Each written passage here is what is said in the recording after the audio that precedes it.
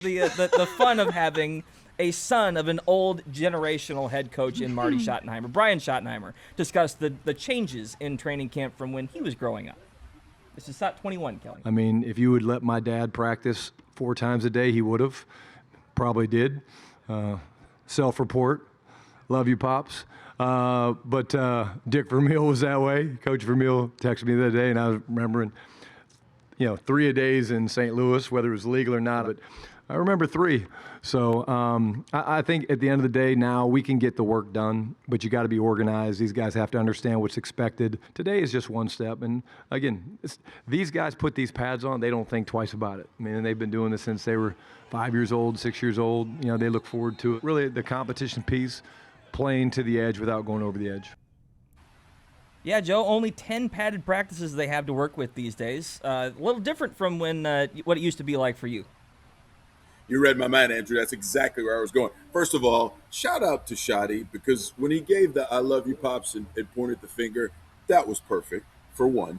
But yeah, only 10 padded practices for the entirety of camp. That includes the two joint practice sessions with the Rams and the Saints. You guys, I am old enough, and I have covered training camps when 10 padded practices wouldn't even cover a week. Not a week. And that's back when the training camps were 6 weeks long.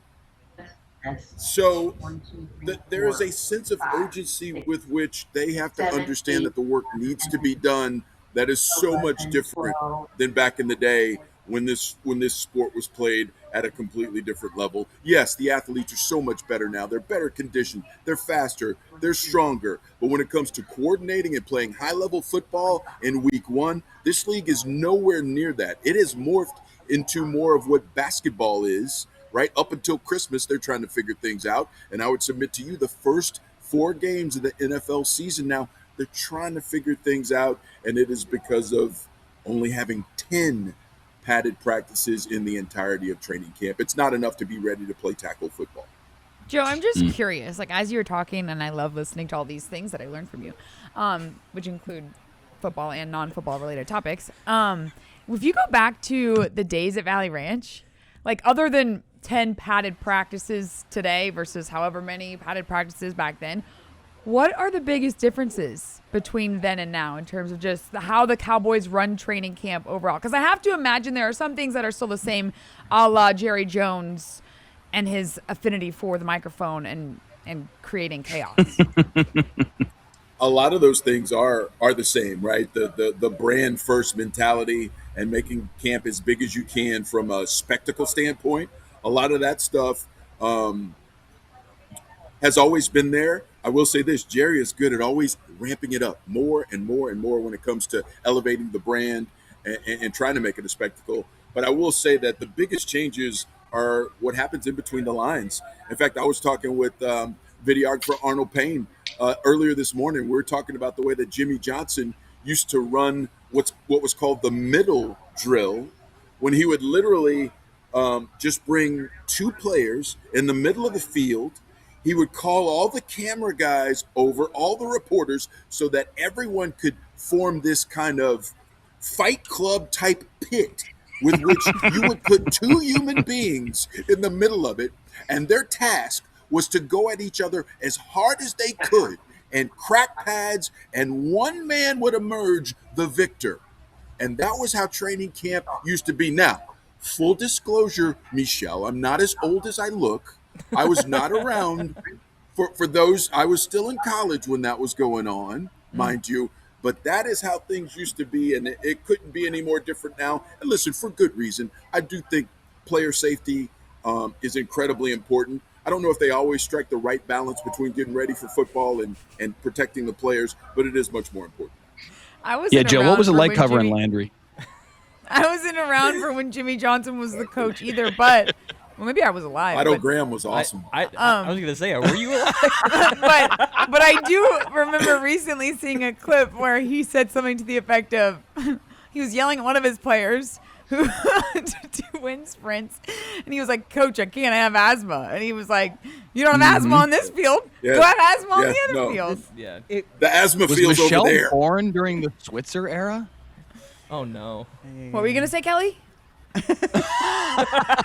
I was just going to point out that I have a child who loves to point out how old she thinks everybody is, and loves to refer to things that happened in the late 1900s. Oh, stop. No, we don't need that. We don't need that. And All that's right. what it's like working with Michelle. Me? Stop it. Me? At least she Well- was born in the late 1900s. I was born in the early 1900s. I should have been, honestly. Like, I don't belong in this this is era. the picture of Dorian Gray. Like that. This, Born she in has not aged. 1912? Exactly. And then I peaked The in high early school. 1900s? Indeed. She knew The Great Gatsby personally. On the thought of how different these padded practices are, the players also spoke to what it's like to be in pads for the first time this training camp. If you could, Kelly Stott, number 22, Malachi Lawrence, and Ryan Flanoy both spoke on padded practice. Well, it was great. Shoot, we got to hit finally, but it was fun. I had fun out there competing. Just the contact, like we can finally hit each other. Like you're gonna take care of your teammates, but it's kind of some carelessness into hitting, but still being smart. Football is a sport played with pads, and all the OTAs and the training camps with no pads on. It's kind of hard to fit up blocks and get a feel for a real NFL game out here. The competitiveness, it was great. All right, Mike. As the other old person in this 4-box, I'm curious from your perspective. Wow. Who's the other one? Dang. Shots Well, I'm fired. just saying, If that's me. it's a diagonal generational divide here. There was also a very, very subtle dig at Joe in that. Like, man. It's okay. even Savon the first Revel, person to call him old Savon on this Revel show. called the backups. He was talking about going against the backups and explicitly named Ryan Flanoy. So, just subtle digs. We're all that's all this show is just subtle digs at each other. That said, when we're talking about trying to get engaged for a game and trying to flip that switch, but also doing it against guys that you want on your side later on, how much do you notice, not necessarily full tilt, but just being aware that we're not trying to knock this guy out for the rest of the week, right? Like, how do you see players adjusting to that kind of scrimmage? It depends on how old the player is. If it is a guy that has been in the league for 4 or 5 years, and Brian Schottenheimer actually spoke exactly to this yesterday, the guys that have been around a few years and know what it is to be a professional football player and know how to practice, they know how to thud up but not go too far. The young guys that are trying to prove themselves, caution is kind of thrown to the wind, and the focal point is I need to make that play, and everything else is cast asunder, which is why so many of these coaches spend all of practice hollering, stay up, stay up, stay up, because it happens like every third play that somebody goes a half a step farther than they probably should have. It's okay. That's the game. You're never going to get that complete. If you didn't have any of that, you would have a really dull, boring, meaningless practice that didn't actually have any edge to it and didn't actually have any productiveness to it. So you need to skirt that line somewhat. But that's why the coaches are here, to try and make sure you don't go too far past that line. Yeah, Joe, my mea culpa, I should have said weathered and experienced. Please continue. Yeah, first of all, Andrew, there's no culpability on your part.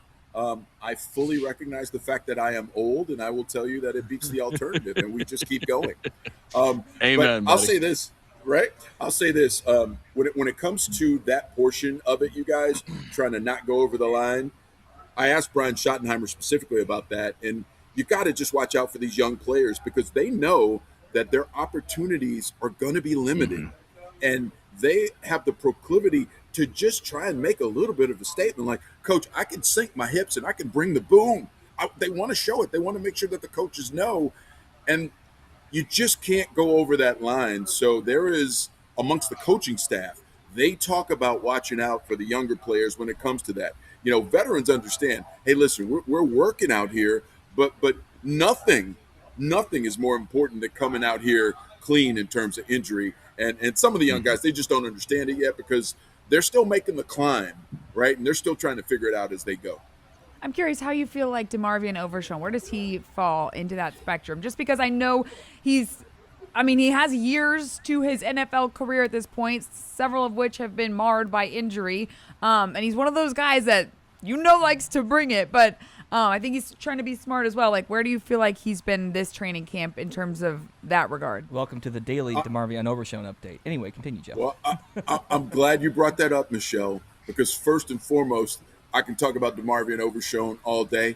All I want is for this guy to thrive and be incredible. Amen. And I'll say this about DeMarvion. He came into this league with an old soul.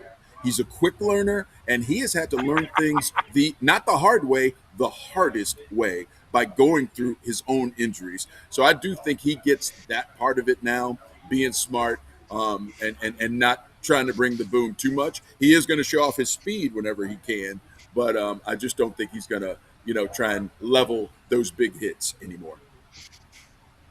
Guys, I do want to bring up one more time. Mike's laughing at old Mike, soul. yeah, what's going on, Mike? I'm laughing because Paul Livingood is listening to the show and is hearing us talk about early 1900s Michelle, and he threw that into Chat GPT. I'm not putting that on. I'm not putting that on. Look at your Kelly. You have What's one going on mission here? right now, and it is What to is put this going on picture here? on television right now. I'm sorry, I'm still reverse Google image searching over here. Did you mean Michelle? I gotta know. Did you mean early 1990s, not early 1900s? No. I meant 1900s, Kelly. I don't want a cell phone. I don't want the internet. I don't want to have to go to the grocery store. How was it? I don't want to have to drive. Well, now that she's going on this soliloquy, I feel like I'm obligated to bring up the picture. So give me a second. Mike already did. Please Yeah, but Mike showed his phone. We'll have Andrew actually edit it. Andrew, Oh, you were Mike. going to make a point about something before we went down Well, this road. I was about to say we have about 5 minutes left to get into some substantive Cowboys talk, and then it gets derailed for PLG. Thank Why you for start watching now? the show, by the way. That said, Well done, PLG. we'll try and end this segment with the picture. I did want to bring up the red zone since that was another point of emphasis for this Cowboys offense this season. It was something that Schottenheimer talked about yesterday as well. Kelly, this is SOT 23. Yeah, it was a big emphasis for us in the offseason. We did a bunch in phase 1 and phase 2. We really did a deep study into it. We spent more time on it. The guys have been doing some of that. They did that out in Park City, more of the red zone throws.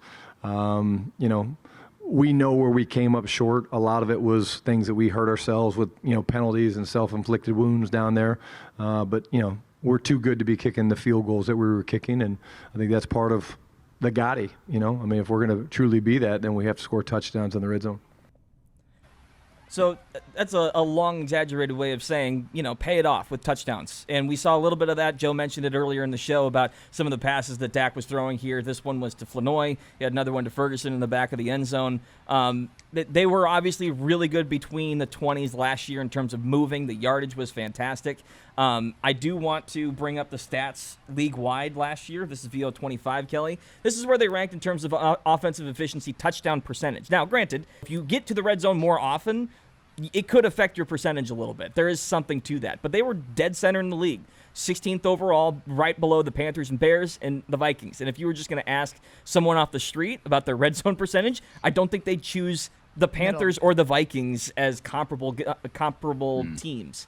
Joe, what's your take on that philosophy heading into this year? Thank you for having that graphic, Andrew. It's perfect, right? Because when it came to the red zone, you can talk about how many times they got in. You can talk about how many times they didn't get in. It doesn't matter to me. It's all about opportunities that you create for your offense. And when it comes to the red zone, the Cowboys were as average as a bowl of grits. It was as meh could be. And if you want to talk about Gotti, and I am so glad that Schotty brought that up in that same vein, right? Because I think that was a message for his team. You're going to talk about Gotti, and you only cash in 57% of the time, that's nowhere near where the standard needs to be. And I was having this conversation yesterday about just the whole concept of Gotti and actually saying the quiet part out loud like Dak Prescott did.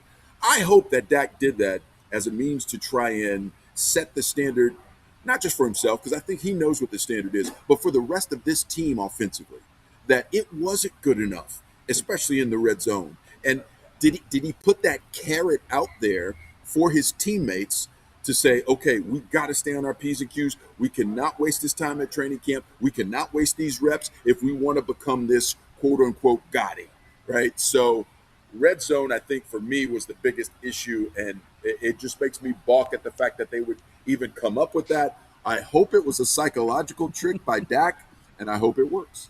I think it absolutely was, though. Like, you don't do that. Oh, my goodness. You don't do that. Why is it on the TV? So you can blame I'd BLG for I'd this. rather be cut off. If Michelle Montaigne At least were my teeth look born white. in 1908, 1900s, like- baby. Then she peaked in high school. We got to get to a this break. is the first Says class 1900s, passenger on the Michelle. Titanic right here. Let me take the Titanic right into the cliff. That is a break. I was going to say, not to cut Mike Cliff? off too much more, but